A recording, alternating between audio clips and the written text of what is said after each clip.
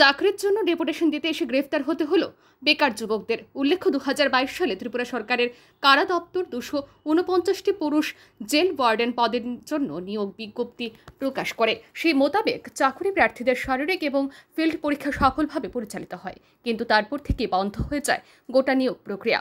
এই নিয়ে এখনো পর্যন্ত 10 বারের অধিক জেল পুলিশের আইজির নিকট ডেপুটেশন প্রদান করেন চাকরি পদ প্রার্থীরা, তাতেও কাজের কাজ কিছুই হয়নি। তাই মঙ্গলবার ফের চাকরি প্রার্থীদের একটি প্রতিনিধি দল জেল পুলিশের আইজির সাথে সাক্ষাৎ করার উদ্দেশ্যে আসে, কিন্তু আইজিকে না পেয়ে এদিন কারা দপ্তরের সামনে পথ অবরোধে বসেন চাকরি প্রার্থীরা। এদিন চাকরি প্রার্থীদের একজন অভিযোগ করেন, 2022 সালের ডিসেম্বর মাসের পর থেকে এখনো পর্যন্ত প্রায় 10 থেকে 15 বার ডেপুটেশন জমা দেওয়ার পরেও সংশ্লিষ্ট কর্তৃপক্ষের কাছ থেকে কোনো সন্তোষজনক আশ্বাস পাওয়া যায়নি।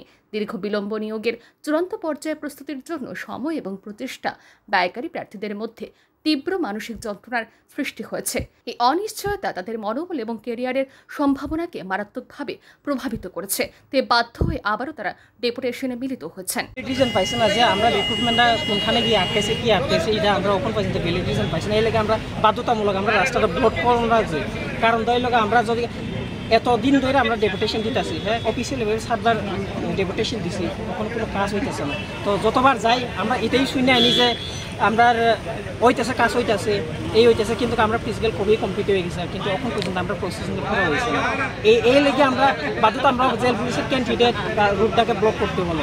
তো আমরা একটাই ডিমান্ড যে আমরা যে প্রসেসটা ওইটা তাড়াতাড়ি প্রসেস করা হোক, বা আমরা যে ফার্দার যে প্রসেস ওইটা তাড়াতাড়ি কমপ্লিট করা হোক। কারণ ধরলে আমাদের যে 3-4 বছর ধরে এত কষ্টের সাথে থাকতেছে, আমরাই বুঝি যে বেকার জীবন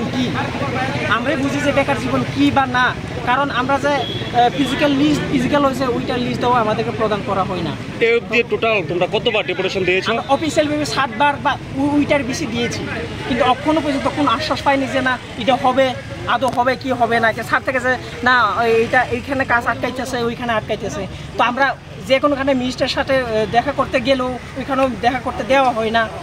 ওইখান থেকে বলে দেওয়া হয় ডাইরেক্টরেট অফিসের মধ্যে কথা কইতো, বা এইখানে আইএসআর ভ্যালিডেশন পাইতেছি না। স্যার তারাও কমিটমেন্ট দিতে পারতেছে। স্যার ডাইরেক্টলি করছে যে ওএসডি স্যারে অরিন্দম স্যারে কইছে যে না আমরা কমিটমেন্ট দিতে পারতাম না, যে ওইব কি না এটা স্যার এইটা কমিটমেন্ট দিছে না। আজকে কি কইছে তারা?